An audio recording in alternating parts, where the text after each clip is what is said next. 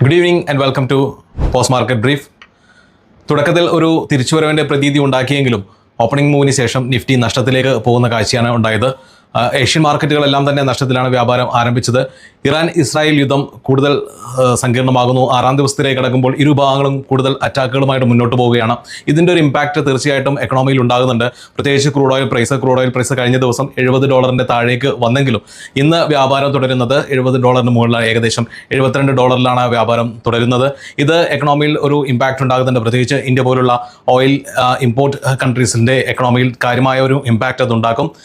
ഇതേ തുടർന്ന് തന്നെയാണ് ഇന്ന് മാർക്കറ്റ് നെഗറ്റീവ് ടെറിട്ടറിയിൽ തന്നെ തുടർന്നത്. ഒപ്പം നമ്മൾ US നിന്നുള്ള ഡാറ്റകൾ വെയിറ്റ് ചെയ്യുന്നുണ്ട്.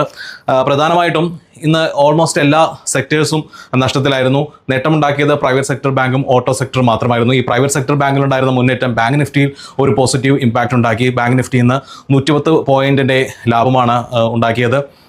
ഒരു ഘട്ടത്തിൽ 24,750 ലെവലിലേക്ക് താണ Nifty European market opening positive ആയതുകൊണ്ട് കുറച്ചൊരു പോസിറ്റീവ് മൂവ്മെൻറ്റ് കിട്ടുകയും നഷ്ടം 41 പോയിന്റിലേക്ക് കുറച്ച് കൊണ്ടുവരുവാനായിട്ട് നിഫ്റ്റിക്ക് സാധിച്ചു. 24,812 എന്ന നിലവാരത്തിലാണ് നിഫ്റ്റി വ്യാപാരം അവസാനിച്ചത്. അതോടൊപ്പം തന്നെ ഫിൻ നിഫ്റ്റി 64 പോയിന്റിൻ്റെ നഷ്ടം രേഖപ്പെടുത്തി. പ്രധാനപ്പെട്ട തകർച്ച നേരിട്ട സെക്ടറുകൾ IT, അതോടൊപ്പം തന്നെ മീഡിയ, ഫാർമ സെക്ടറുകളിലൊക്കെ ആയിരുന്നു.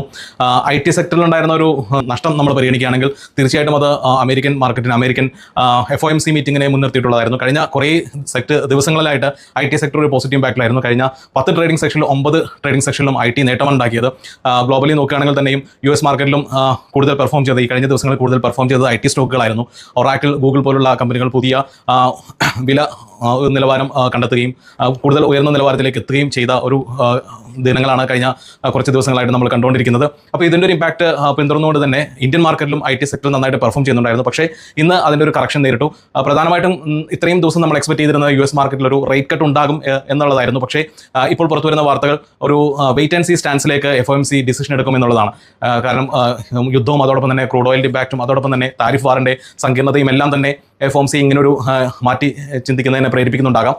അതുകൊണ്ട് തന്നെ ഇന്നൊരു റേറ്റ് കട്ട് ഉണ്ടാകില്ല എന്നാണ് പൊതുവെ മാർക്കറ്റ് എക്സ്പെക്ട് ചെയ്യുന്നത്. അതിൻ്റെ ഒരു നെഗറ്റീവ് ഇമ്പാക്റ്റ് തീർച്ചയായിട്ടും എക്കണോമിയിൽ ഉണ്ടാകുന്നുണ്ട്, അല്ലെങ്കിൽ നമ്മുടെ മാർക്കറ്റിൽ ഉണ്ടായിട്ടുണ്ട്.